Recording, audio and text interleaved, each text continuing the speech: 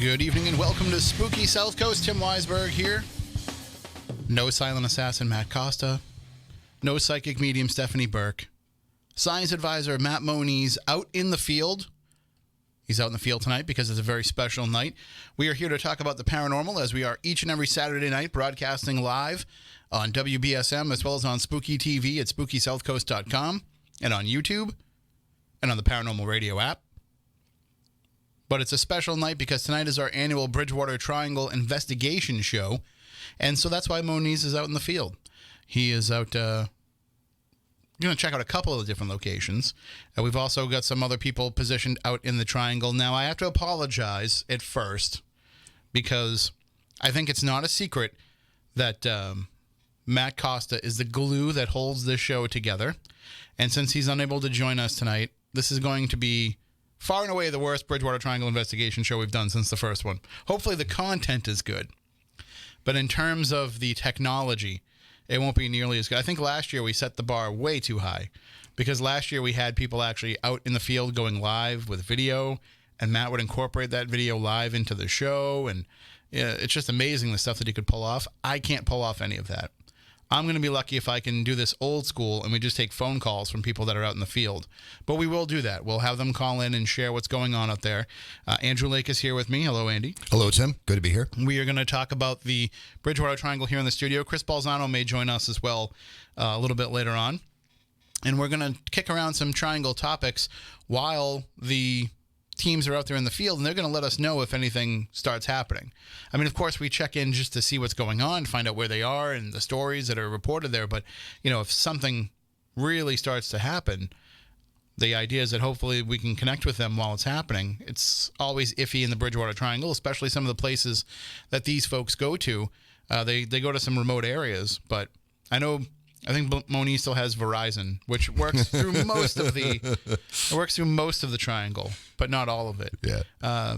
And hopefully we can connect with them. I mean, Andy, I know you've been out many, many times in the Bridgewater Triangle to the various hotspots, and you can attest, you know, when you get out to the Hockomock Swamp or to some of these areas deep in the Freetown State Forest or some of these other spots in Rehoboth, like cell phone signal is a luxury. Yeah, it's true. It's true. You may be getting nothing.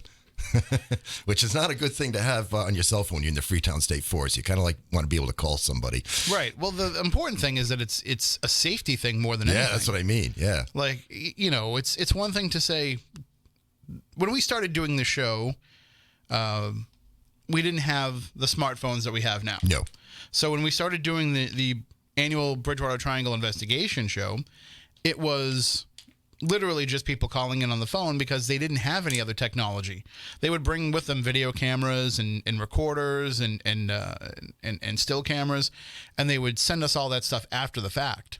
But the only way that we had to connect with them was through the phone. And now, as the technology has progressed, you know, it's changed to the point where we could be out there live. I could actually be broadcasting from the Hockomock Swamp. As long as I had enough of a cell phone signal to do it, I could bring all the broadcast equipment that I need, and we could do the show right there.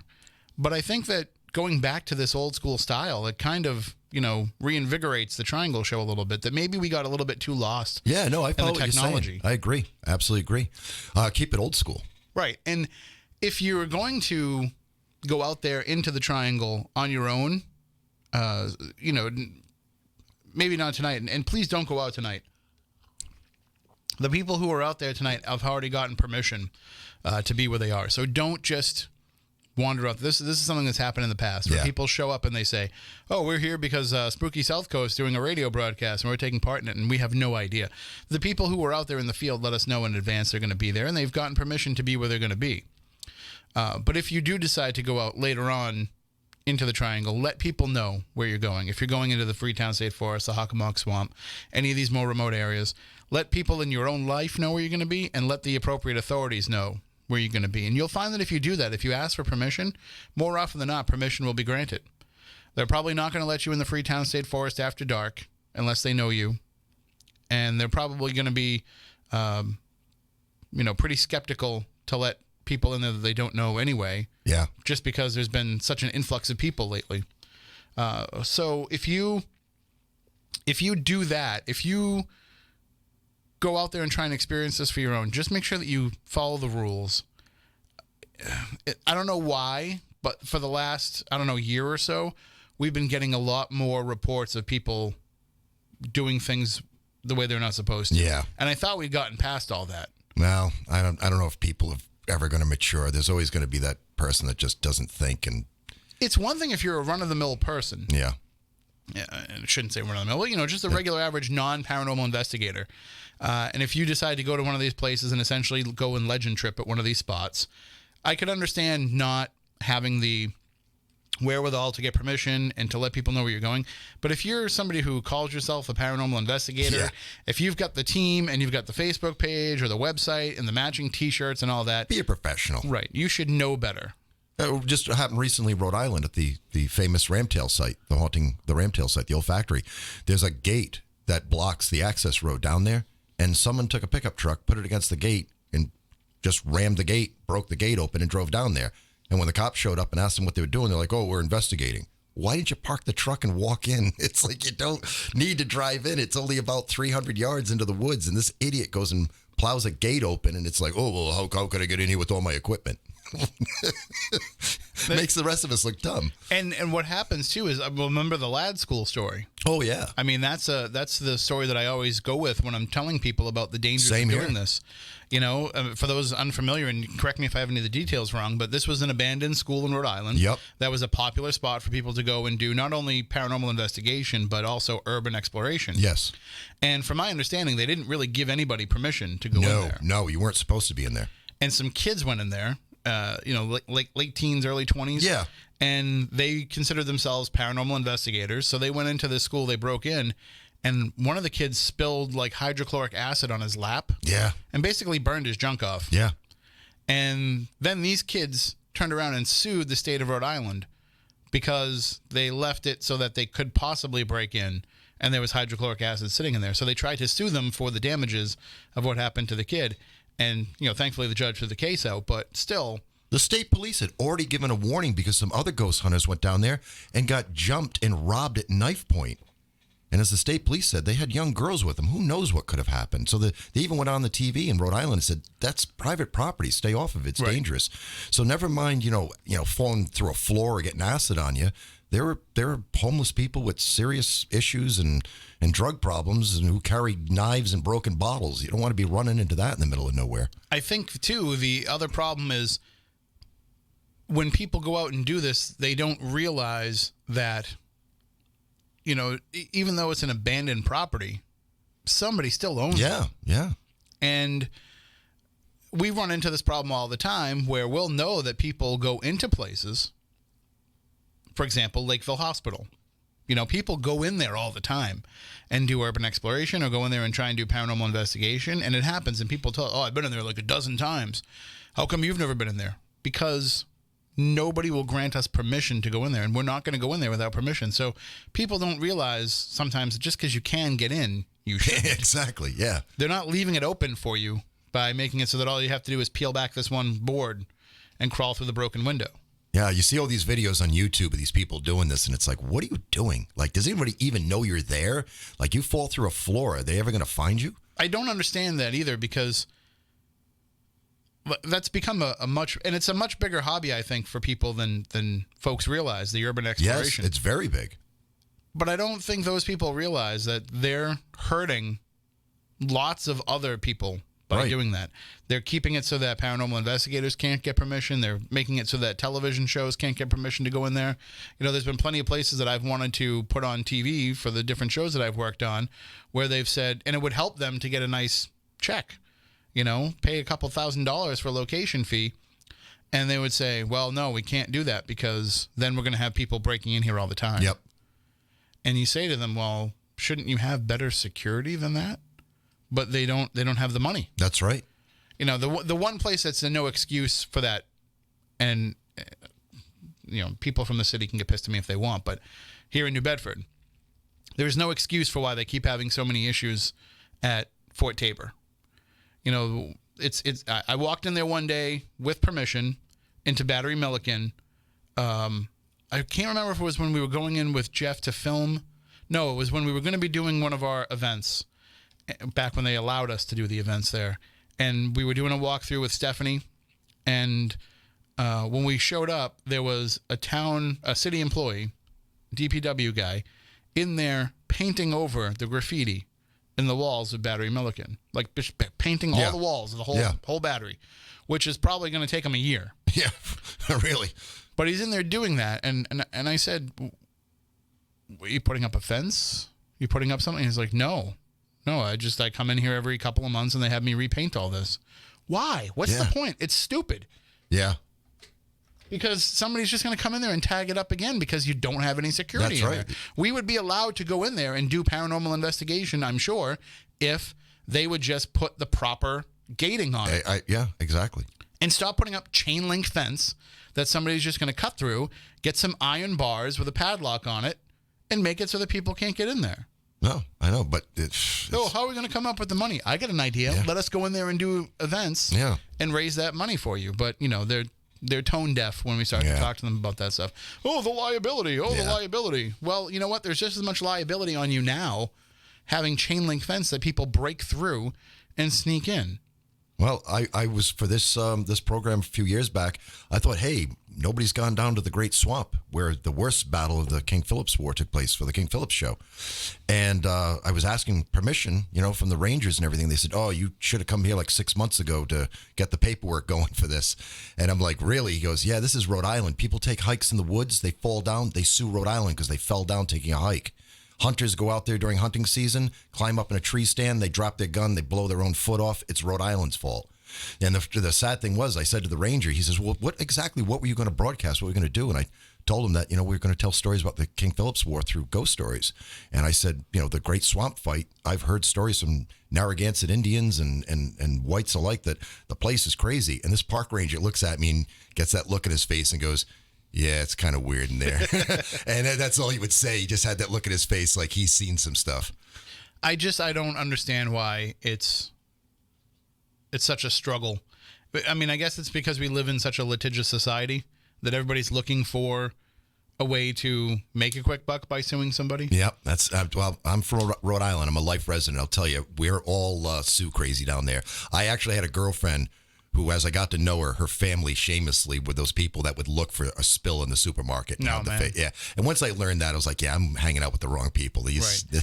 The ones that they actually had like the slip and fall con already planned out. Yeah, exactly. It's like, no, I'm done with you. You're a little slippery. And that's the problem with paranormal people is, you don't know how many of them are planning to do the same thing. So you can give them permission. Yeah.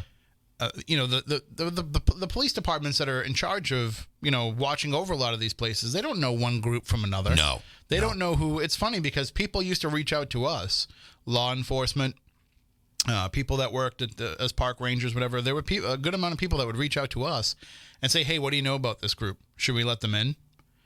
And I would have to say, I've never heard of them. Right. I don't know anything about it. Now we're a little bit more connected because of social media. Yep. But still, like, I would have to know you and have worked with you to be able to vouch for you. Yep. Let's face it, a few years ago, paranormal groups in this area were popping up like mushrooms. It was like you couldn't keep they'd only last like 6 months, but you had no idea who these people were. Right. And just because I know you doesn't mean that I'll vouch for you. Yeah, that's true. That's true. And that by the way, that goes for anything in life. Yeah. And anybody out there should understand that. Like, if I haven't worked with you, how can I speak to your methods and if you'll follow the rules and all that? And just because, there's people that we put out in the field over the years for the Bridgewater Triangle Investigation Show, like tonight, where, they'll call me and be like, will you give me a reference to go in to this location? And I'll say, what I'll do is I'll tell them exactly what you did for us. But if I haven't worked with you directly, I can't give you a reference. Right. I can only just say, here's what I know about them. Perfect example, the Fearing Tavern. Yep. The Fearing Tavern is not open for paranormal investigation. No. It's something that they allow us to do for a fundraiser for them because we live in town and because we have a sense of responsibility that they appreciate. I've jumped through a lot of hoops over the years to be able to do that. This is the first year that I didn't have to go to the meeting to ask for permission to do an event there. Because they know and trust you. They've worked with you. They know what you are. We're like, 10 years in from doing events there. Finally, I didn't have to go before them and ask them. So Stacking up the phones here. So this is the first year that I didn't have to do that. But other groups ask me all the time, and they say, hey, can you get us in there? Now, there's been a few people that I have worked with and that I trust that'll say, okay, I'll see what I can do. But there's been other people that I just tell them, like, no, they're not open for investigation. Yeah. You know, No. you can reach out to them and you can say, hi, I'm such and such from Paranormal Group, and I want to come and investigate the Fearing Tavern, and you can work it out with them directly between the two of you. But I'm not getting in the middle of that. Yeah. I'm not going to be your PR guy. Right. Maybe if they said, hey, we have this Paranormal Group, Tim, can you come by and, be here? That's a different story. I would feel an obligation because, we've worked with them for so long. But I would never, be the intermediary to make that happen for somebody, because I'm not going to risk what we do and our reputation on somebody that I don't even know. And plus, you'd hate to get that phone call like, hey, thanks for saying that group is okay. You should have seen what they did in the house last night, because then you're like, oh, great, now I feel awful. So you don't want to do it for that reason, too. I have to say, it's probably happened to all of us in the paranormal world here locally. We've probably all gotten burned at some point by saying somebody was okay, and then it turned out that they weren't. Yeah. There's been a lot of people that we've worked with that we wish that we hadn't. Yep. There's been a lot of people who will probably still drop our names. Yep. And we wish that they wouldn't. Somebody asked me what happened to a former Ghost Hunters cast member that we used to do a lot of things with. Yeah. And I was like, I don't know. I don't know anything about it. Well, can you reach out? No. Nope. No, if I don't talk to somebody, there's a reason for that usually. Yeah. So if you're anybody that's out there tonight that's taking part in the Triangle Show, consider yourselves lucky. It means I like you. Speaking of people that I like, let's go to the VIP line, because I think we have our other co-host for the evening on the line. Chris, are you with us? I am. I'm actually. I just called in to talk to Andy. Okay. Well, I'll just go refill my tea, and you two can do what you need to do. I'm sorry. Who's this? Your biggest fan, Christopher Balzano. Oh, Chris, I didn't hear you. I was looking at the chat room, and I'm sorry, I wasn't paying attention. How you doing, Chris? Excellent. I can't believe you don't recognize my voice. No, like I said, I got distracted just making sure I didn't miss any good questions in the chat room. I was like 20 miles away. So, what have you been up to? Exact thing. They get distracted and weren't listening to me. That's okay. Yeah. You still tripping on legends? I am. I got back from Central Florida yesterday. I had 2 events, and then I tried to get out to the field to follow up on some legends out there. Actually, it's a lot better out here than I originally had thought, so I'm still having fun. That's great. I just took a small group on my Haunted Rhode Island tour today, and was up at the Tavern on Main, and they showed me a picture that was taken 2 years ago of an apparition standing next to a woman. And the crazy thing was, on that very day the picture was taken, the state trooper who murdered the woman in the bar was just put on parole that day. That's crazy. It was a crazy photograph. I could not dismiss it as just, lens flare or something. There's definitely something vaporous next to this woman standing in the bar. Is that on your Greenville Paranormal site yet, or no? No, I just saw that it was handed the picture today. Matter of fact, Tom D'Agostino was there helping raise money for some charity event, doing a little ghost thing upstairs, and he brought up the picture. He asked if I had seen it, and they brought a copy to my table. It was eaten with my guests, and it was like, wow, that is absolutely crazy. That is, with the video they took of the thing getting up out of the booth and walking away, and my video of the camera moving, and that place is just crazy. And the food is great. I don't mean to do a commercial for a restaurant, but the Tavern on Main in Chepachet, Rhode Island, the food is fantastic. Oh, yeah. And the history is great, People too. are saying they can't hear me, so I'm going to try to switch my phone up. No, it's not your phone. It's not your phone. It's not your phone. Oh, okay. I pressed the button, but the stream is behind by a good 2-3 minutes, so it's gonna take them a little while before it catches up. As we say here in Florida, Robert did it. So right, totally his fault. So Exactly. we do have some calls stacked up. We get some people that are out in the area, but if anybody does want to call in through the course of the night too, it's not just the teams that are out there in the Triangle tonight that we're going to be talking to. We'll talk to anybody out there that's had an experience in the Bridgewater Triangle that they think might be related to some of the Bridgewater Triangle phenomena. You can give us a call, 508-996-0500, 877-996-1420. The only thing I didn't think of, Chris, is while you're on the phone and I'm trying to dial somebody, I'm probably going to have to pull you down. So just be aware of that when I go to dial the phone. Okay. You might be pulled down. All right, so let's see who's on the line. I feel that way all the time, so. I know you're used to it. Good evening. You're on Spooky South Coast. Hello. Hey, what's shaking, Timmy? Hey, Lamone. Hey, listen, I don't mean to be rude, but we got to keep this real quick and on topic because we got a lot of calls to get to tonight. Well, you're doing a bad thing and not being rude, then. You're doing very bad at it. Okay, so tonight I'm up here getting ready to watch Ja Rule, Ashante, Bone Thugs and Harmony tonight, and Chingy. I know you like him a lot, so I want to let you know that, and I'll tell you about my weekend with Willie Nelson, with my week. Yeah, definitely. Let us know how that goes. That was already. He's already gone. Yeah, I spent like Thursday. He's on the road again. Is that what you're saying? Yeah, exactly. And so you want to talk about tears? It was like really touching this time. He's getting so frail these days. Yeah, I can imagine. And it's like, and you know the song with the Highwaymen where he was singing. Oh yeah, no, I heard you guys singing it last night on the after show. Oh, you did, huh? Mm-hmm. Well, I'm glad. Was it good for you? Oh yeah, no, it was great. So when are you going to come out here and investigate the Bridgewater Triangle with us, Lamone? Well, I thought about that just as I was.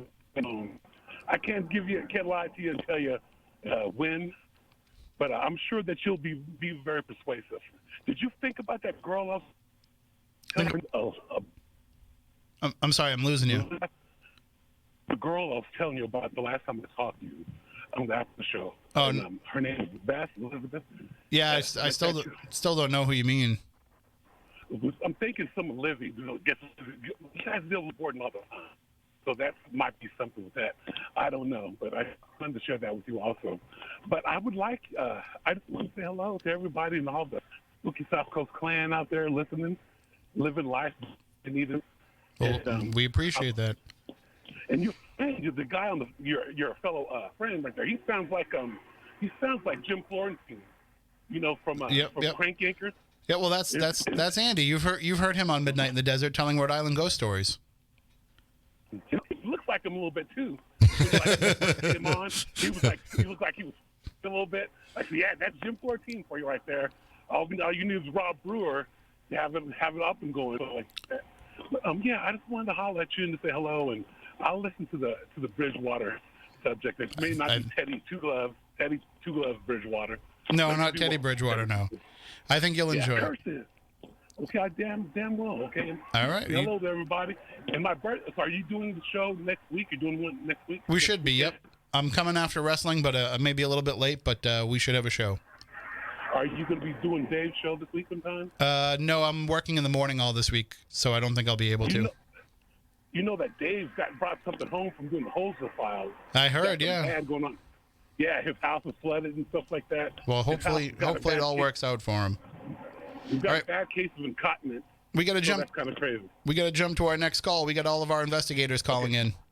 All right, living, loving, take light, Playboy. I'll see you guys later. All right, take it easy. Bye, everyone. See you later.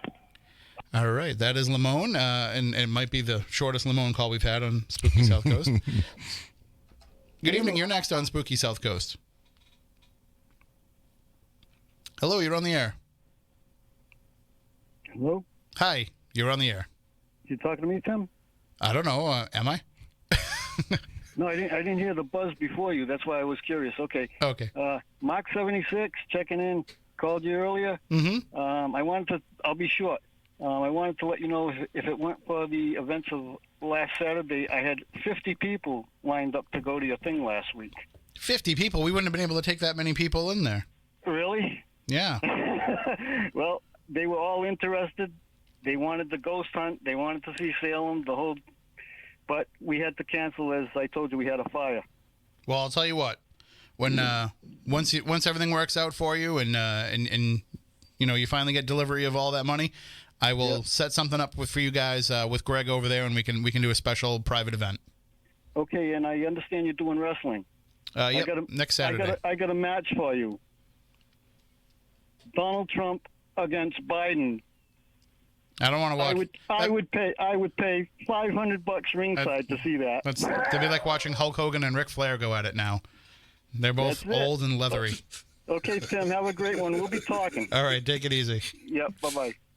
All right, well, let's see if we can start getting into some things with our investigators. See, Chris, this is what happens when you step away as the content director for the show. It just goes off the rails. I'm actually wondering who all these people seem like regulars. I'm wondering who they are. I haven't been able to listen in a while. Yeah, no. Well, Lamone is a regular caller to Midnight in the Desert in the after show, and now he joins us on Saturday nights. And then we have Mark, who has been updating us on his. He won a large sum of money from Publishers Clearinghouse, and things didn't work out the way that it was supposed to, and there's been all kinds of intrigue and drama involved in it, and at the national level, there's been people involved in law enforcement and the Justice Department that have been wrapped up into this web of conspiracy. So we're just waiting for him to get delivery of that payment, and then we're going to celebrate. I guess he keeps telling us we're going to have a little party. So sounds cool. Yeah. Speaking of parties, we've got tons of stuff going on out in the field. Let's see if we can check in with Matt Moniz. So I'm going to do this. I'm going to bring this up, and then I'm going to go.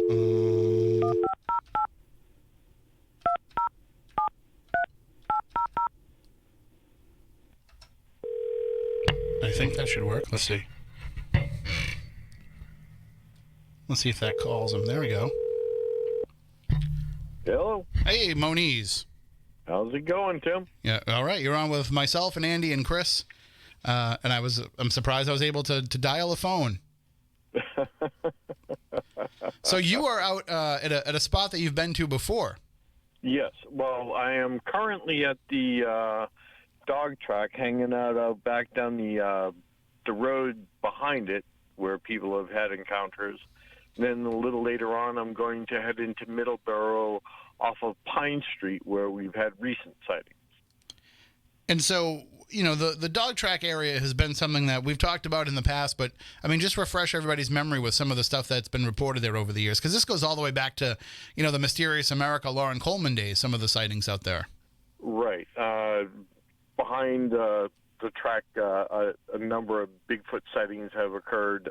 There's also been, near the area, the large black dogs, as well as a little bit further out is where they had sightings of, snakes, they said, the size of stovepipes and stuff. Not to mention there's been a number of UFO sightings right over the track. I remember various sightings that occurred out here because my father and my sister actually had worked at the track, and they would tell me tales of, hey, somebody said they saw this on the backside of the track, and a number of reports do come out of this area off of the 138 belt here. And what's the current status of the dog track now? Because I know that it was open for a while, even though we don't have dog racing anymore in Massachusetts. They were doing simulcasts. Is it still open? Is it still a functioning facility? It's still a functioning facility, more like an off-track betting parlor. There's some gaming stuff there. I've actually not been in probably about 5-6 years, but when I parked in the parking lot, there were plenty of cars here, so I am assuming it's open and running. Well, I suppose with having less activity there, maybe there's more. I mean, less activity in terms of business being at the dog track. Maybe that's allowing some stuff to happen more often, but we haven't really heard any new reports. At least I haven't. Maybe you have, but there hasn't been a lot of stuff coming in from people who have gone out in that area. Maybe people just aren't going and poking around out there anymore. Not as much as when the track was functioning, because yes, you have more people, obviously more people, more eyes, more opportunity to see things. But there have been some groups that have gone down the lines, the power lines area, and have had some reported activity. Rocks thrown, knocking, and they could hear things. Nothing that has been seen, as in like Class A type stuff, in about 7-8 years in this area. But where I'm heading to next has been within the past 3.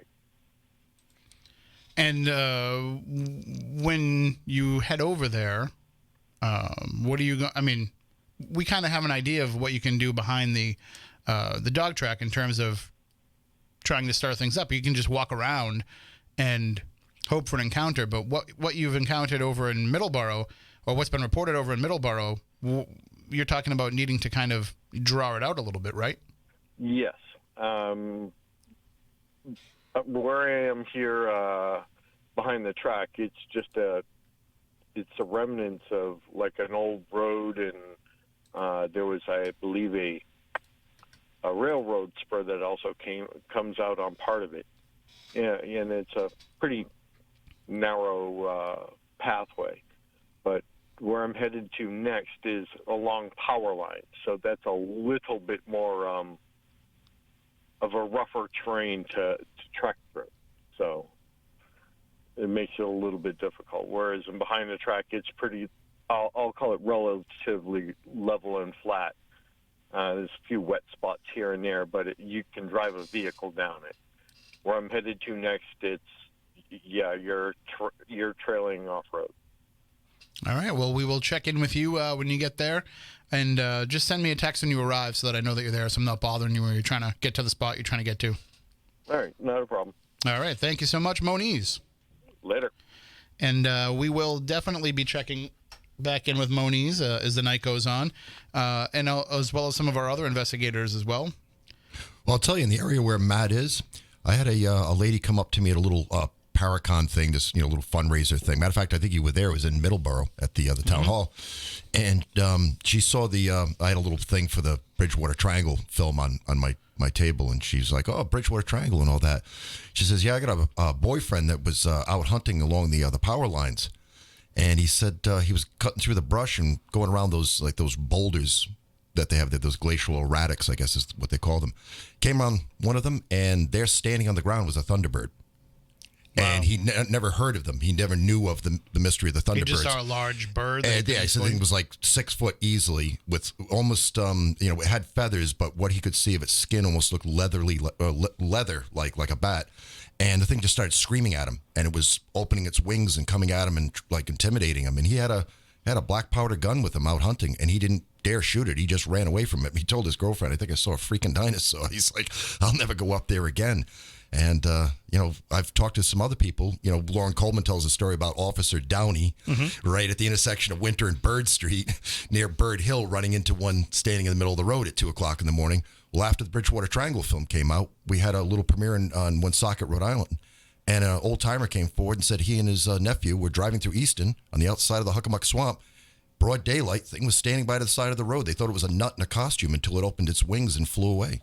Wow. So, not just Bigfoot and other, the dogs, the black dog stories I've heard, but I've heard a lot of Thunderbird stories on the ground in that, in the Triangle lately. And Chris, those Thunderbird stories, they go back all the way to the Native American times. They do. And I was wondering, is there, you guys are much more boots on the ground there. Has there been, you were saying not so many reports, do you guys find that the type of activities in the Bridgewater Triangle has been shifting? I don't know about that. Like I'll tell you. Like either in cycles or just like. Well, I'll tell you right now. As far as the topic of the Thunderbirds, I'm looking into a new cryptid in the Bridgewater Triangle. This story keeps coming up. We have in the Bridgewater Triangle apparently something that you could maybe call Owl Man, like the Owl Man of Cornwall, England. Only the reports are this thing has a face similar to Jeepers Creepers, the thing in the horror film. And we keep accidentally finding people who have had encounters with this, hunters mostly.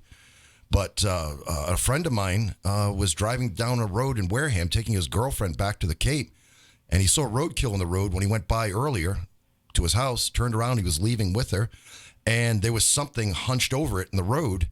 And he thought, in the second he approached it, he thought, man, this is like the biggest owl I've ever seen in my life, and tried to swerve around it, and it stood up, unfolded these enormous wings, and its wings slapped his windshield and nearly covered the windshield of his car. He only went a few seconds up the road, and he's a kind-hearted guy, and his girlfriend at the time was kind of a hippie chick herself. And this is only 2015 this happened. And he started to turn the car around, and his girlfriend is like, what are you doing? And he's like, oh, I hit the thing. Like, its wings smacked the windshield. We got to turn around and make sure the thing's all right. That's like the biggest owl I ever saw. And she's like, oh, no, don't turn around. Don't go back. And he went back, and he got out of the car. He said it was so quiet. It was really, really creepy how quiet it was outside his car. And there was no flapping sound. There was nothing, no movement of an animal wounded trying to hop around. and he couldn't find it. And his girlfriend's pleading with him to get back in the car. And he's like, I got to make sure I didn't hurt this thing. And she goes, it wasn't an owl. Didn't you see its face? And he realized, no, I didn't see its face. I only saw the wing and its hunched over form. She goes, the thing looked like Jeepers Creepers. Let's get the hell out of here. Well, a little bit of time goes by. We're talking to an acquaintance of his he hadn't seen in a while.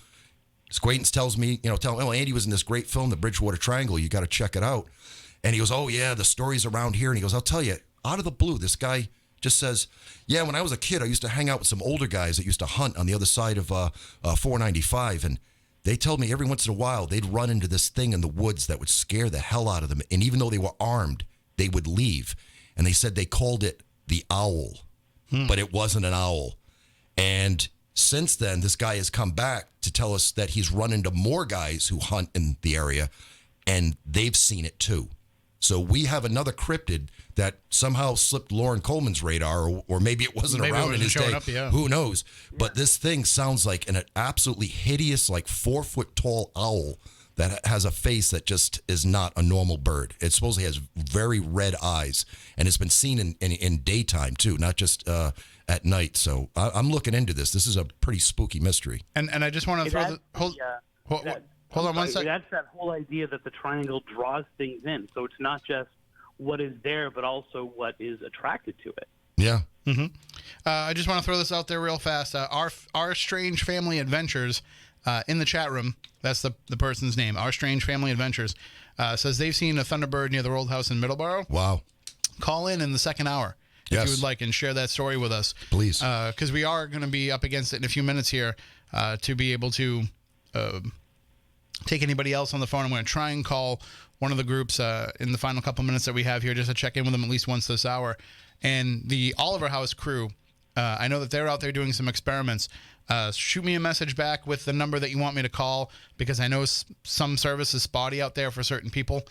So whatever number you want me to call, just shoot that back to me, and we want to find out what's going on over there as well. And anybody else that's out there that's part of our investigation show that's joined up as part of this, please send me a message on Facebook so that we can make sure that we check in with you. But Chris, one thing I will say is this is at least my armchair quarterback perception of the triangle, is we are getting less Thunderbird sightings. We are getting less, I never hear anything about the black cats. I never hear anything about the giant snakes, but there seems to be an increase in Bigfoot reports. And I don't know if that's because there's more around. I don't know if that's because some of the development is pushing them out of where they were.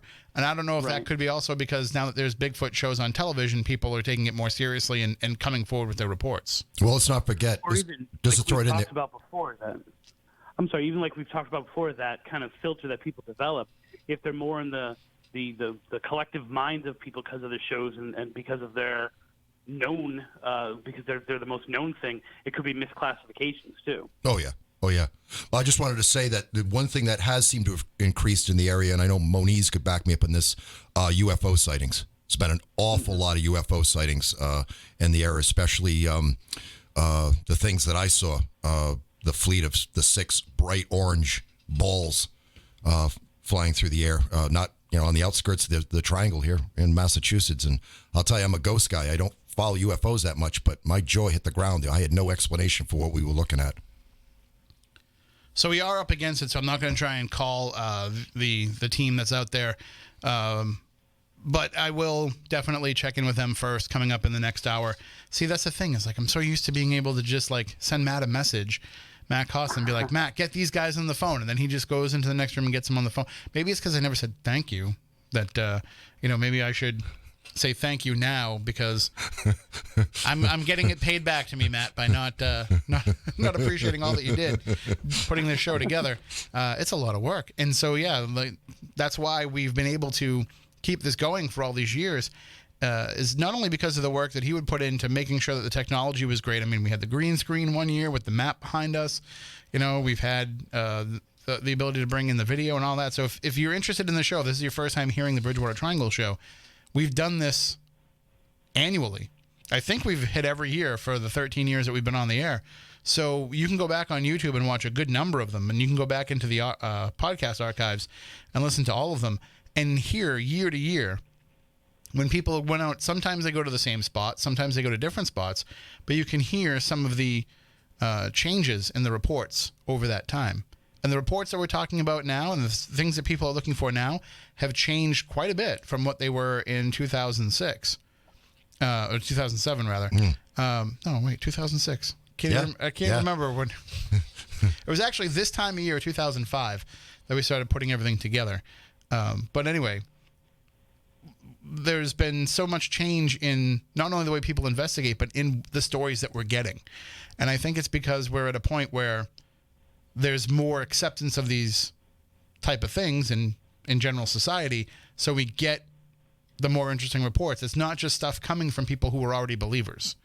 So I look at, in the Bridgewater Triangle documentary film, Bill, I can't think of Bill's last name, but Bill shares the story about his encounter with what could have very well been a Pukwudgie creature, or it could have been a baby Bigfoot, or it could have been a variety of different things. And we are at that point now with the triangle where we don't have to put a definition on everything. You know, it's okay now just for something to be weird, and then we can try and figure it out later. We don't have to try to pigeonhole these experiences and these sightings that people have into something that we already think is out there. Yeah. Well, I mean, that only helps us out even more going forward. And it'll help us out coming up in the next hour as well, when we'll talk more about this stuff. Andy and Chris will stay here with me. We'll check in more with the teams in the field. We'll be back with more Spooky South Coast in just a bit. New Bedford's News Talk Station 1420 WBSM New Bedford, streaming worldwide on the WBSM app and on WBSM.com.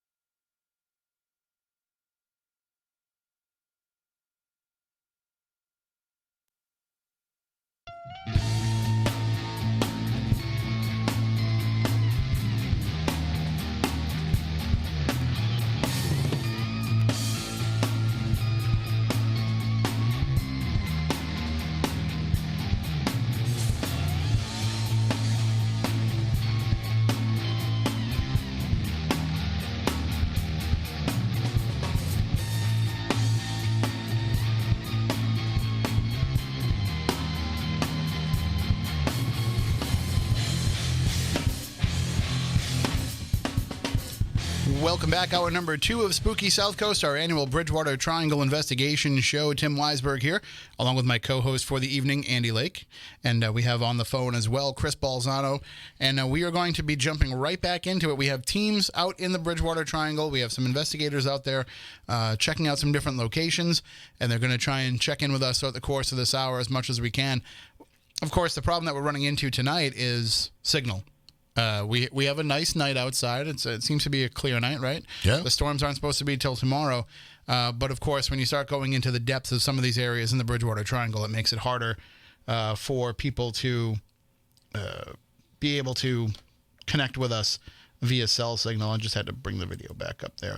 For some reason, that button was sticking. That since you started the show, the technology has developed so much, and yet there's still no signal in the Bridgewater Triangle. And I think it's going to stay that way, at least unless... So I don't know, Chris, how much you've been following along with the plan, but South Coast Rail is becoming a reality. And is it? I believe it's by 2021 they expect to have the diesel route connected, which is basically just taking existing track that already exists and expanding that to have commuter rail service from Boston to the South Coast. But then they're going to be building the electric route, which I think is supposed to go into effect by 2023. I could be wrong on that date. But that is the one that's going to go through the heart of the Hockomock. So that's going to take some doing to get approvals and all that kind of stuff. I think once that happens, you're going to see increased signal out that way because people who are flying through on the train are going to want to be on the train's Wi-Fi, and the train's going to need to connect with something. And so I wouldn't be surprised if there's more towers out there by that point. Yeah, I would imagine that it is still relatively more developed than it was 13 years ago or however long it's been since you guys started the first show, and yet, there's still these problems when people go out there. Which is odd because I've been out there with less technology, not looking to publish or put out anything directly from the Bridgewater Triangle, and my signal's perfectly fine. I was able to call my wife at the time. I was able to connect with these people. But as soon as we start putting a light on what's going on there and trying to do things live from there, that's when things seem to get worse. I mean, that's just my experience. Like I said, I'm an outsider from that area. People who live in it every day probably have a better handle on it. But, it's just another one of those things that seems to be projecting from the Triangle that we only want certain people, or we only want a limited amount of people to know about this. And there seems to be this kind of force field keeping it from ever becoming big, whether it's the media not being able to fully cover it or people really being able to explore in live time what's going on there. Well, let's see what happens when we try to connect with one of our groups that are out there now. Hello, Mark. Can you hear us? Yes, Tim. I hear you fine. Oh, and we can hear you. So let's ride this out until the Triangle takes over. So tell us who you're out there with and where you are. Well, I'm right where the high-tension wires meet the abandoned railroad. I'm with Dave Francis, Kira Emily, and Ryan McDonald. And we've been out here since about 8:45 or so, I guess. Went by, checked in with the police, of course, gave them my license plate number, cell phone number for contact, all that stuff, got that out of the way. And we've been out here. I came out here. We've been out here for a while. We heard some coyotes going crazy behind us, more towards Purchase Street in Easton. And then there was really nothing going on, noises here and there, but we're in the woods, so that's obvious. And then all of a sudden there was this weird yelp, like a spider monkey or something. It was just bizarre, about 50 feet away from us. And, a couple of us went down looking for it, couldn't find anything. We have it on record. They were filming at the time, so I can play that, put it on speakerphone. I don't know if it'll go through, though. Well, you can try. Yeah. All right, hold on.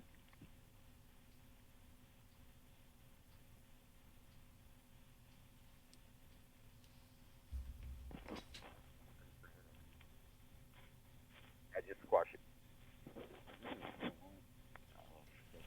Here we go. You bring your phone to it. I mean, there's all kinds of things you can mess around with it. Whoa. Wow. Did you hear that? Yeah, it sounded like a monkey. Right? That's what I'm saying. but as far as I know, there's no monkeys out here. There shouldn't be. No, there shouldn't be, unless some. Years ago, I talked to the animal control officer. There was a dead bird in my neighborhood, which is only about a half mile away from here, and he said someone high profile in the community, so he couldn't tell me who it was, said they saw a monkey going down the road, and I said, really, a monkey? And he said, there's all kinds of glory pets out here. So maybe there is one out here, but it hasn't made any other noise since. Huh. But that was the weirdest noise I've ever heard, ever, in the woods. Well, do me a favor when you can. Send me the clip of that, and we'll see if we can't try to find somebody that can help us pinpoint exactly what it is. Well, even if it is a real monkey, that's still pretty interesting. Right, absolutely. Can you imagine? That'd be wicked cool. Haven't you always wanted a monkey? Yeah. No. But so. Oh, yeah, and then they got when we heard Moniz was down further on the other side of the dog track. Dave Francis called Matt Moniz, and we tried squishing him in the this noise in the middle, and they thought they were right where I am at camp here at the crossroads, and because there was a bright light that just was coming near them, but it wasn't me. I was here. They were still another probably 200 feet into the woods. So you're talking about an unexplained light source? An unexplained light source, exactly. It was like orangey or like a faint flashlight kind of thing. And they thought it was, my lantern or something going down to meet them. But I stayed here the whole time. Well, so that's what's going on so far. That's a little weird. It sounds like, it sounds like there's definitely some strange stuff happening. Hopefully it kind of ramps up for you a little bit. We'll definitely, why don't you check in with us just in case I can't connect with you again if signal becomes an issue. Why don't you check in with us around the 9:45 mark and let us know what's going on at that point. Sure, let you know. All right, thank you, sir. You're welcome. That is Mark Colacusis with the gang out there in the Bridgewater Triangle, and we will be checking in a few moments with Matt Moniz as he's making his way over to Middleborough to check out some of the recent. I just got to text him somebody yelping spider monkey. I agree with you, Andy. It's just as interesting if it's a monkey, Yeah. There was a time that in Warwick, Rhode Island, they were plagued by parrots, and it was just weird to be in Warwick, Rhode Island, and see these huge parrot nests up on the telephone poles. That just is something you don't think you're going to see in Rhode Island. Chris, you must have had to get used to some different sounds living down there in Florida, coming from Massachusetts. I actually have had several run-ins with spider monkeys, oddly enough, as both a teacher and an explorer. But I'm wondering how close, or if the average person can mistake a spider monkey or just a monkey call for an owl call, because just kind of like thinking about what there is definitely something similar to the way that they screech, and so I'm wondering if that fits in with what Andy was talking about before about the owls. Well, I don't know. I know I've got an owl out in back of my house that likes to make itself known. And what I just heard over the headphones doesn't sound anything like the guy who lives out in my woods. We hear him hooting and making his noises, and I see him flying around from time to time. But that, to me, just to my ear over the phone, that did sound like a spider monkey or some kind of... Were you able to hear it, Chris, on your end? No, I wasn't able to hear it. Oh, it's crazy. But I know we have burrowing owls here, and especially when they start doing it in unison, it actually sounds somewhat like there's like monkeys communicating with each other. Huh. Who knows? So, but you said, especially at night and over distance, sounds change. So, you said you've had encounters with spider monkeys? Yes. They're just like hanging around down there, or? It was fun when I first started working at Naples High School. It's right near the Naples Zoo, and when Hurricane Charlie came through, a lot of these things were damaged, and a whole bunch of monkeys escaped. And so I was doing my duty in the back, like watching, making sure no people were escaping out the parking lot. And there were just these two monkeys staring at me. And I phoned in. I'm like, I have two monkeys staring at me. And they were like, "Are you the new guy?" I'm like, "Yep." They're like, "Do not talk to the monkeys. Do not associate with the monkeys. Do not even look at them." And I was like, okay. And then when I was looking at a place here in called Silver Springs, they have a whole bunch of monkeys were brought in as an attraction, and Monkey Island went completely crazy, and they all escaped. And now they actually have, I just posted in the chat room, they have syphilis and herpes. So you're not supposed to associate with the monkeys. But definitely don't have sex with them. Yeah, don't date them. Yeah. Yeah. Well, and it's they're so adorable that you want to maybe not date them, but stay away from the monkeys here in Florida. And also, that's probably you can say that for most of the people as well. Yeah. Florida man.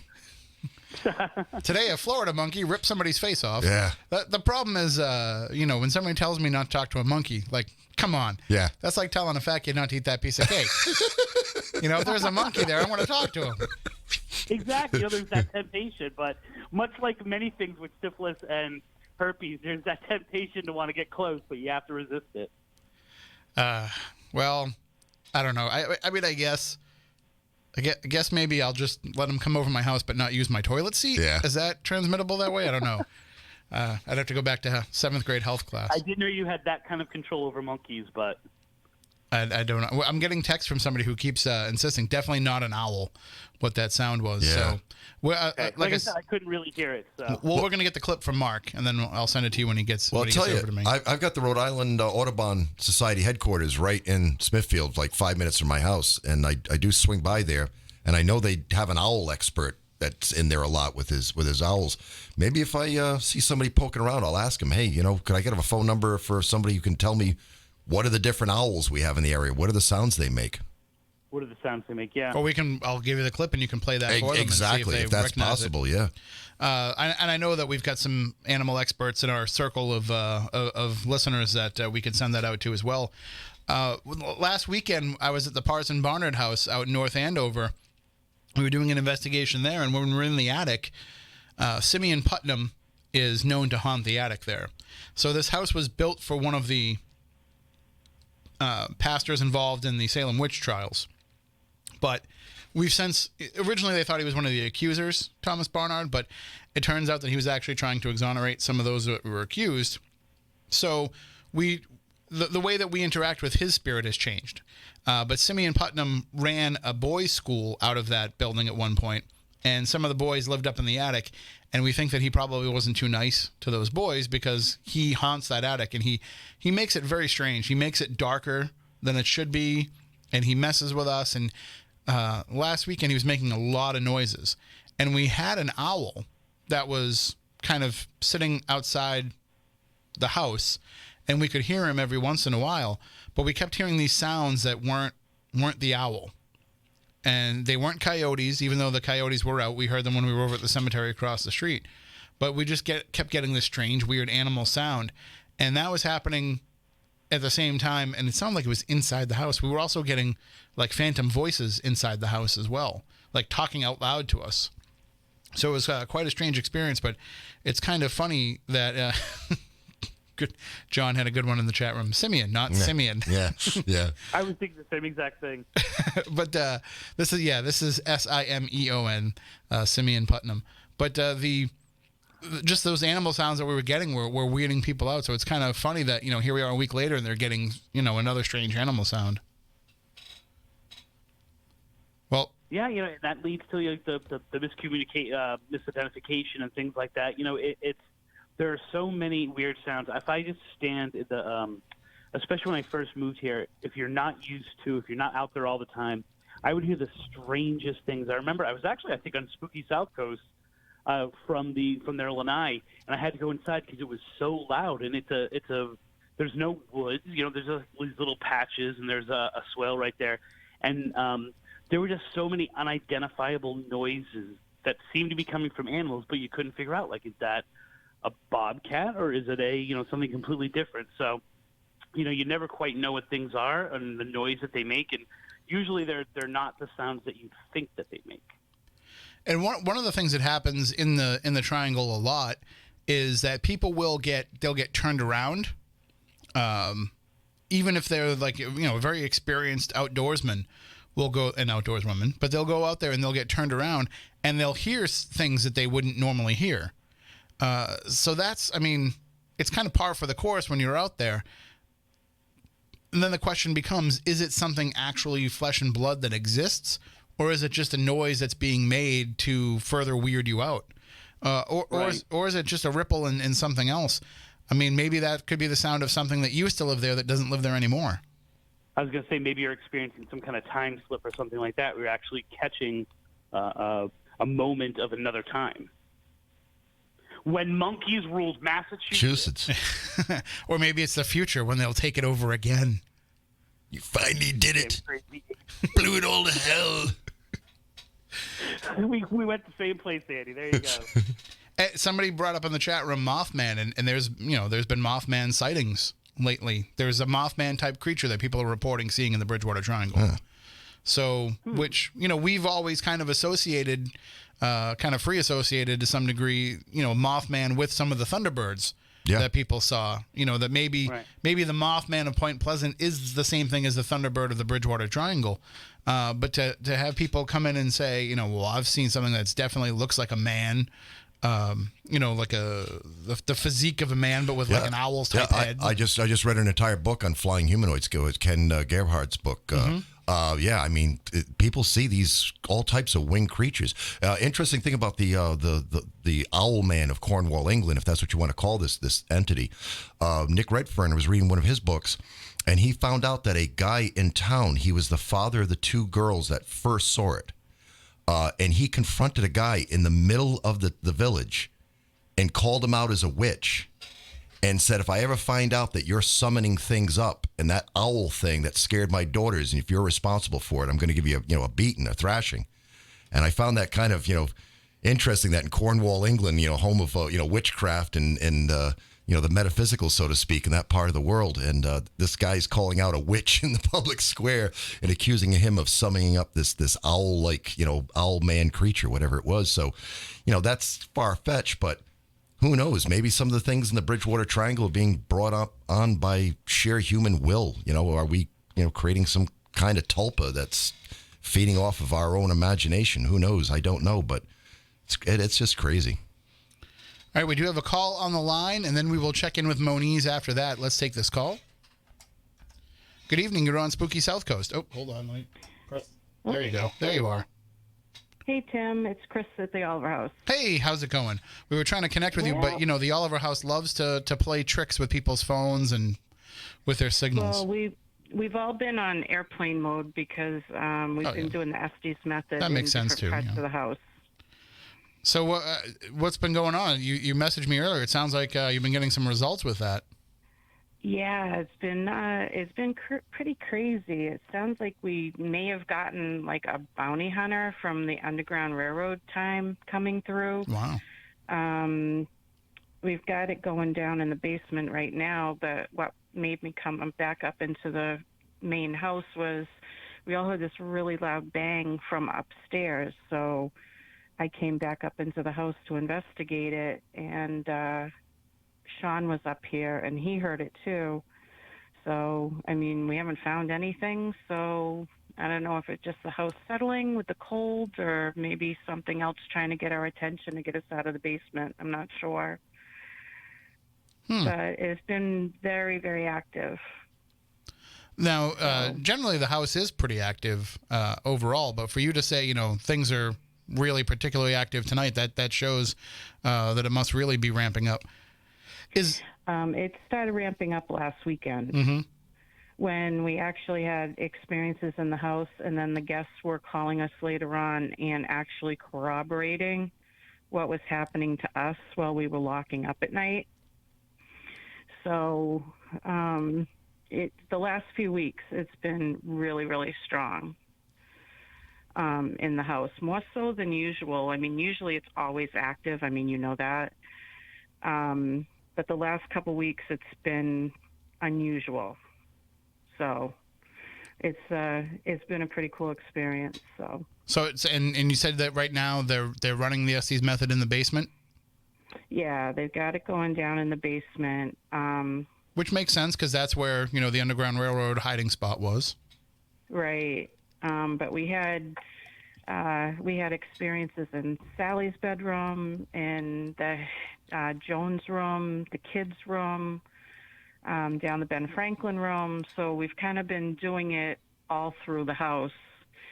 And we've actually been getting some pretty good answers with it. At one point we had turned off all the candles and only had a red light going. And we asked what color they saw, and the first thing out of their mouth was red. So it kind of blew us away. Well, I mean, hopefully the activity keeps rolling for you, and definitely check back in with us before the show's over at midnight if anything else happens. All righty. And tell everybody out there that we said hello and that we will be out there to hang out with you guys soon. All right, great. Talk to you soon. Take care. All right, bye. That is Chris Andrade over at the Oliver House, and oh nope, that's pressing the wrong button. Put that call on hold because I think that's Moniz. Chris Balzano, I don't think you've ever been to the Oliver House, right? No, never been. Oh man, the next time that you come up here for anything, we have to sneak over there for a little while and show it to you. This place never disappoints. It's always active, and it's because they run tours there and it's ongoing. It's basically a case study, and they're able to kind of keep continuing the narrative as they go along. What town is it located in? It's in Middleborough. Okay. Right off of Route 44. Right, it literally is. Route 44 is like you could stand at the side of the Oliver House and spit and hit Route 44. You know, I'm always disappointed that I wasn't able to get more into the Middleborough because there were so many great stories from there I was never able to follow up on. And not only will you come and check out the Oliver House next time you're up here, but you will also, I will take you to the Charred Oak Tavern down the street, which is my favorite restaurant. And okay. You will enjoy some candied bacon dipped in homemade butterscotch. And I don't know if you're a bourbon drinker at all, but they get all the bourbons and whiskeys from all over the world. Rare stuff that you can't get anywhere else. Well, I don't drink, but when I do drink, I go bourbon. Well, same here. I don't drink that much either, but when I go to Charred Oak, I always have something because you can't be somewhere where they have stuff that's so unique and not try it. How's the toilet wine? Right. Just to give you an idea, like not to go down a side road, instead of snacks tonight, we're going to talk beers. But I usually get those bourbon barrel ales. Like when I get a beer, you can get those bourbon barrel ales where they serve it to you in like a brandy snifter. Yeah. And it's like $9 for like, this little small thing of beer. Over there, they serve it to you in a regular like 22-ounce beer glass, and it's $7. So I shouldn't keep telling them that because they'll be like, oh, we should probably charge more for this. But those guys know what they're doing, and I recommend it. Charred Oak Tavern in Middleborough. All right, that takes care of the food and plug-ola portion of the show. Actually, they're an advertiser, so it's not a bad thing to promote them. But let's go to the phones, and I believe we have Moniz on the line. Moniz, you there? Yes, I am. Moniz, I got to ask you before you go into talking about where you are and what's been seen there and everything. Have you been to the Charred Oak Tavern yet? No, I've been by it. I have always wanted to try it. Oh man, we got to go. You will love it. It is a meat lover's paradise. I'm down. Candied bacon dipped in butterscotch. That's all I'm saying. Okay. And that's just the appetizer. Wait till you try their steak. You can cut it with a fork. Ooh. So good. But hopefully their steak is beef and not Bigfoot meat. Yeah, no doubt, huh? Although there has been a lot of sightings out there, and you're actually at the site of one where there's been one recently. Correct. I am off of Pine Street in Middleborough. A couple of guys checking out cellar holes and doing some basic metal detecting in the area stopped off on this little pull-off on the side of the road because they saw a historical plaque, so they figured, let's go check the area, and they basically got chased back to their car. And these two were former retired Marines, and as you know, Marines generally don't retreat. Mm-hmm. Yeah, and this thing made a noise that reverberated their chests, and they realized that these guys were not going to be able to handle what was making the noise on the other side of the tree, So, but that's just the more recent sighting. I mean, there's been a lot going on in that area for the past couple of years, right? Oh yeah. The Middleborough, we just had a sighting that I just talked to witnesses that happened this year right off of 44, right down the road, relatively from where I'm at. There's also been a number of them up in the Betty's Neck area, Lakeville, Middleborough line. In Freetown, there's been a lot. So this whole southern region area, Middleborough, Lakeville, and Freetown have been pretty active this past year. The guys from the BFRO Squatchachusetts have been, keeping me busy. And I've noticed too that as those reports have been on the increase, it sounds for you guys to be out there doing as much of this as you have been in that area. They sound like they're legitimate cases and not just people that are getting excited because they saw something in the woods and they also happen to watch these Bigfoot shows that are on TV and they're misidentifying it. I mean, these sound like they're pretty significant experiences. Right. The cases that they send to me are stuff that they feel is definitely legitimate. There are people that leave cases on their forum in their reporting center where they make a description, but they leave no contact information. There's tons and tons and tons of that kind of stuff that gets reported, even here in Massachusetts. And a number of them have been in the southeastern Massachusetts region. They just don't leave any information. And, several that have are people that are serious and have something to say. And I have to say the people I've talked to, not interested in any type of television, don't want their names associated in the public with it, but they felt that they had to report it. So then my question is, with those type of reports on the increase, what are we doing that's causing these things to come out more in front of people? I don't think that they're really coming out more. I think that we have a better ability for communication and reporting.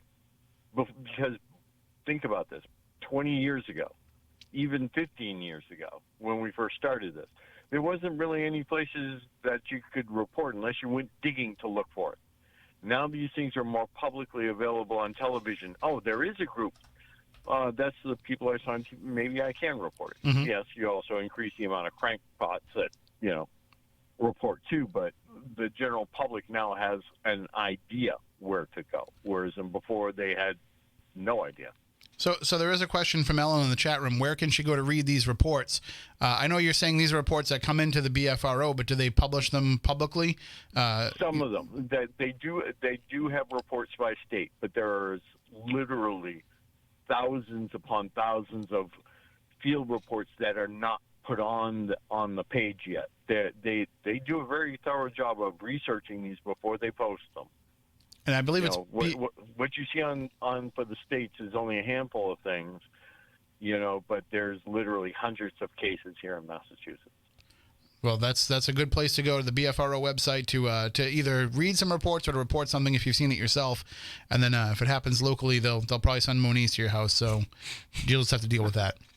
Yeah. All right. Well, you stay safe out there, Matt. You let us know if anything else happens. All right. And check in with Mark and Dave. They're on the other line right now.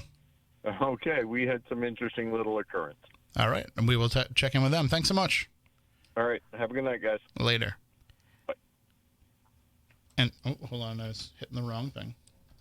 All right. Now we'll go to Mark out in the field. Hello, Mark. Is that you? It is. How you doing, Tim? We're doing well. So anything else weird happening out there? Unfortunately, no. You kind of jinxed us, my man. I'm sorry. I have a habit of doing that. You make everything go quiet, apparently. But, Moniz... No, I told them about the light, didn't I? You did. Yep, you mentioned the light. It was just, remember earlier I said there was an orange orb down the path that the other rest of the group saw. Mm-hmm. And now there was just a red one a little further out between the high-tension wires and the opening to the path again. But that's really about it so far. Well, how long are you guys going to stay out there? Are you going to wrap it up when the show wraps up, or are you going to kick it around out there? Wrap it up. It's pretty cold out here. The other thing, that's the problem with, and people keep asking us why we do this so late in the year when it gets cold. And just so people understand, we have to do it as late as we can because of the mosquitoes. Yeah. That's the thing. I'm in, ground zero for Triple E out here. Right. So it's just as well we can come out here after it frosted a few times. I gave serious consideration this year to canceling the Triangle show because the Triple E was so bad that I figured because you have to have a hard frost before they'll say that the Triple E risk is lifted. And even though we've had some frost over the last couple of weeks, none of it's been the hard frost. It has to be 4 hours of consistently under 32 degrees weather or whatever. So we haven't had that we yet. haven't anything close to that, but they've been doing a ton of spraying.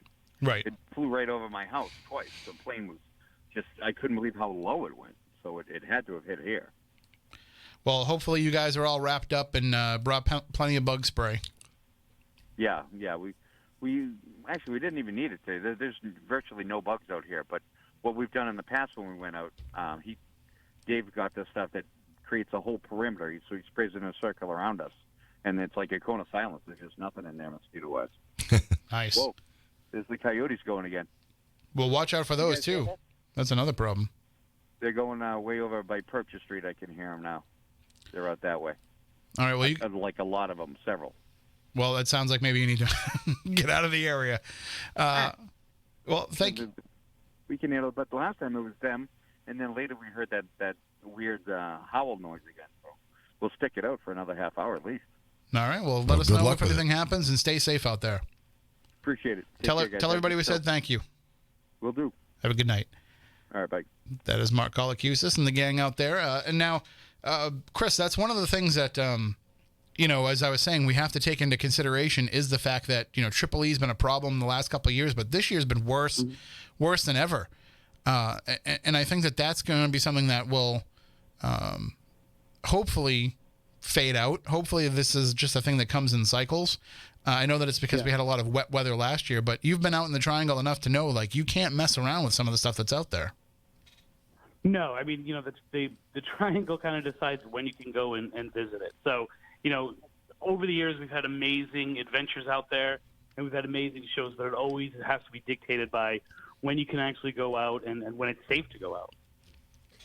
And what I think is going to happen... Each one its own kind of personality, Mm-hmm. What I think is going to happen is we're only going to see increased interest in it. Of course, the Bridgewater Triangle documentary a few years ago came out. That increased interest. Now it's on Amazon Prime. People are watching it all the time. That increased interest. But this new FX series that's supposed to be coming, that's only going to start to increase people's interest in it as well. I don't know. Are you familiar with this, Andy? No. So Noah Hawley, who is the guy behind the Fargo series on FX, and also the Legion series on FX, he has pitched a show to the network about, it's based on a book from somebody that I've never heard of, who wrote a book about Bridgewater Triangle stories. And so it's going to be an anthology series with, fictional dramatic stories about the Bridgewater Triangle. But I guess it's a couple of siblings that are investigating triangle cases. And it's going to be kind of siblings investigating supernatural. Yeah. But it's going to be basically this story where they're the central figures, but they're going to be investigating a different case each week. And it's all going to be Bridgewater Triangle related. So it's really going to increase the interest when people realize this is a real place. Yeah. Although, Chris, as you know, that doesn't necessarily mean things in it will be factual. Yeah. No, and it shouldn't be. It's fictional, right? I mean, it's supposed to be... So I think they're just going to take the concept of the Bridgewater Triangle and then just do a creature of the week kind of thing. Which is fun. I would be interested to what their overwhelming arc is going to be. The if you were a fan of the X-Files, you liked individual episodes, but you liked the ongoing story. And so I'd be wondering what angle they're going to take with that overarching one. Is it the government? Is it the aliens? Is it panic culture in control of everything? But here's the downside to this, and you know this well, both of you know this well, because you've experienced it in your own investigations, is you get that Liberty Valance effect when the legend becomes fact, print the legend. There's going to be stories that happen on that show that are going to not be based in reality at all, that people are then going to go out and report saying that they've encountered in the Bridgewater Triangle. Yep. Yeah, I mean, it's definitely going to have, if it actually makes it to air, and I've got doubts that it will, you're definitely going to see it change the complexion of the Bridgewater Triangle, not only in terms of the popularity of it, or its kind of spot as, maybe it can kind of become, more like the Skinwalker, where maybe people haven't been there, but they at least know about it. And so it's but it's definitely going to change the way people start reporting things that they experience, because they're going to want to be part of that, but they're also going to say, well, I saw it on that show, so maybe that's the thing that I've been experiencing. Why do you have doubts that it'll make it to air? Because nothing for the Bridgewater Triangle ever makes it to air. Oh, well, yeah. I mean, there's a lot of... There's at least a half a dozen reality shows in the works. Right. And I've done a few shows on Tripping on Legends about this, about the idea of the Bridgewater Triangle, and this probably has the best chance of it. But I think at some point they're going to run into something and be like, it's probably just easier to take the ideas of the Bridgewater Triangle and set it someplace, else, and not have to kind of connect with Bridgewater Triangle mystique. It's not like it's big enough that they're playing off of its popularity to fuel the show. So I got a feeling before it airs, it's gonna change its focus. Well, I've been pushing a show where Matt drives around with Bigfoot in a convertible fighting aliens in the Bridgewater Triangle, and I hope it'll get the green light. And that's a show that I want. It's just weird enough to work. But that's what's very interesting about this is as you said, they don't need the Bridgewater Triangle name to make it work, and we know they're not going to film it here. So it's probably, although Massachusetts does have good, tax credits for filming, as John pointed out in the chat room, it'll be in British Columbia, right? They changed that the last couple of years, and that's why there's so many more movies that are being shot and focused on Massachusetts.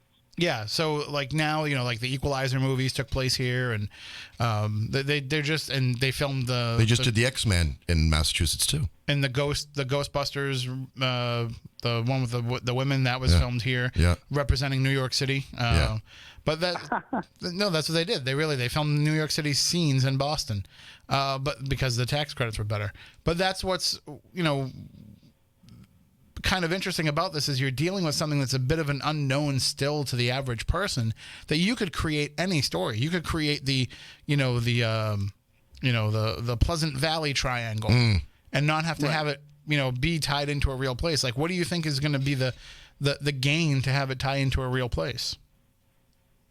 I don't think that there is. I don't think there's a big enough name recognition. I kind of feel like, maybe there's a part of it that's like, well, we've done the Midwest, so let's go to the East. That maybe that's merely it, and it's a hook when you're maybe pitching it, because you can say there is this area where all this stuff happened, based on a true story. And then as it goes through and it goes through and it goes through, because now it becomes, it's actually this place instead. It's actually, instead of the Bridgewater Triangle, it's the Brookwood Triangle. It's just enough off that it hints at some place that really exists, but it's not. Yeah, and I think that's probably where we'll go with it. But hey, I'll still tune in and watch it because, basically, Noah Hawley shows are pretty good. So, I would completely agree. Both of those shows I love. So. The other thing, too, about the Bridgewater Triangle, we just mentioned it there briefly. There is a lot of reality television that has been focusing on it lately, both with the idea of having series focusing on it and also having series that kind of look at a lot of different places, having Bridgewater Triangle focused episodes. So the problem is the stories are getting out there, but a lot of them are just rehashings of the same things that were covered in the documentary. I mean, I run into it trying to do library lectures around here, and there's at least 4 or 5 other people going around doing lectures about the Bridgewater Triangle, and most of them are people that we've never heard of, but they're getting these library bookings, and people will ask me, what's the difference between your presentation on it and their presentation? So my presentation is I've actually been there and I've actually done it, and these people are just telling you the same stories that I've experienced, it's my first question would be, do the libraries care? So when you say that, they go, oh, well, you know what? I want the genuine person. Or they're like, no, we'll take discount Tim rather than, full price Tim. Mm-hmm. But when you get discount Tim, you get a discount Tim performance. Yeah, well, what is their response to that? Are they willing to go for the watered down version, or do they still want you? Well, it all depends. Well, I was telling Tim, I just tried to help some people who are doing a sort of Bridgewater Triangle TV show, and they were literally just trying to pressure me and the other people involved into just make stuff up and just completely, and I couldn't understand, why are you doing a story in this area and not just focusing on the actual stories? Why are you trying to make something up? And I told them in my final communication, I don't know what you folks are doing. I'm sorry, I can't help you. I just don't understand what you're doing. Tell the stories. They're there already, and there's new ones. We've been finding people who've got new stories. So you don't have to rehash the old ones. You can retell them, but there's still stuff going on in the area. And I don't know. It's just, why can't you just tell the story as it is? I just don't get it. Mm-hmm. Well, I also find it interesting when I've got these people who call me up and they want me to explain to them someone else's story. And Right. I say, like, why would you ask me to explain to you Iwan Chu? Just go talk to Iwan Chu. Like, Yeah. you don't need. I mean, I can tell you my experience. I can tell you the things but it's kind of like most of those producers want a one-stop person. They want someone who, has had their own experiences, but can connect them to people who had the first-hand experiences. But then now tell me all the other stories that you're not involved in. And it's like, well, that's not really fair to the people whose stories those are. Right. And I think people are looking for kind of an ombudsman of the Bridgewater Triangle. And certainly, that exists. There's enough people out there that are authorities on it, for lack of a better word, but it still doesn't have the same impact as getting it from the people who experience it directly, especially when those people are willing to share their stories. It's not like we found stories from people that would never talk to anybody else except us. Right. I mean, and it's you try to get the information out there, and then it's kind of like, I think Tim, you and I were talking about this with the Bridgewater Triangle NPR guy. Like, you want me to do your work for you? Like, no, Right. like I don't get the byline. You go do the research, fool. Right. And also he's getting paid for it, not us. Right, exactly. All right. Well, thank you, Chris, for joining us. Thank you, Andy, for coming in. And thank you to everybody out there in the field that helped us out. We will be back hopefully next week, depending on the wrestling schedule. But then we've got plenty of shows lined up for you throughout the coming weeks and months. We will certainly have everything updated.